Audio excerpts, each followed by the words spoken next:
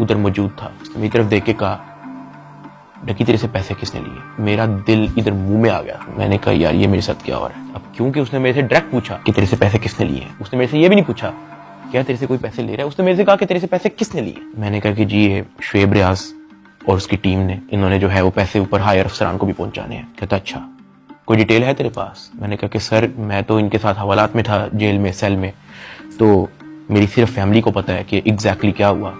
Family 5-10 minute کے لیے میرے سے ملی تھی، لیکن انہوں نے مجھے بہت چھوٹا چھوٹا موٹا موٹا بتایا، زیادہ ڈیٹیل کا مجھے نہیں پتا. تو پھر اس نے پوچھا کہ کتنے پیسے لیے ہیں. میں نے کہا جی 60 لاکھ روپے لیے. وہ بھی میری وائف کو نامزد کرنے کا کہہ رہے تھے کہ جو میری بیوی کو اریسٹ کر لیں گے، اگر آپ چاہتے ہیں کہ ہم آپ کی وائف کو اریسٹ نہ کریں تو یہ 60 لاکھ روپیہ پہنچائیں. تو وہ ہمیں 60 لاکھ روپیہ اس کام میں دیا. اس نے کہا ٹھیک ہے تو جیل جا، لیکن اس سے پہلے کہیں سے کال کروا اور اپنی فیملی کو کہہ کہ تیرا ایک دوست ملنے آ رہا ہے، اس سے مل لیں. میں نے کہا ٹھیک ہے.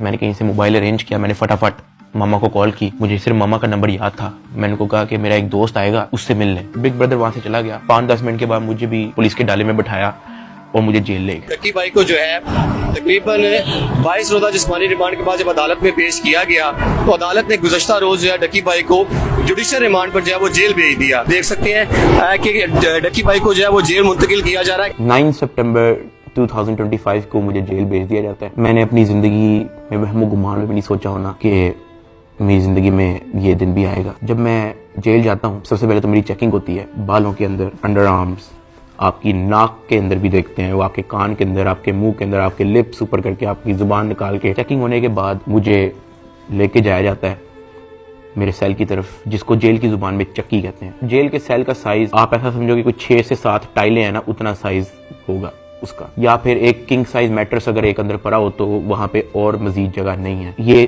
جیل کے سیل کا سائز ہوتا ہے. کارنر پہ جو ہے واش روم لگا ہوتا ہے جو کورڈ نہیں ہوتا، اس کے آگے ایک چھوٹی سی دیوار لگی ہوتی ہے، یعنی کہ اگر آپ کھڑے ہوئے ہو تو باہر سے دیکھنے والا بندہ آپ کو ننگا دیکھے گا، لیکن اگر آپ واش روم کرنے کے لیے بیٹھے ہو تو آپ کے چیسٹ سے اوپر جو ہے آپ ویزیبل ہوگے، نیچے آپ کورڈ ہوگے.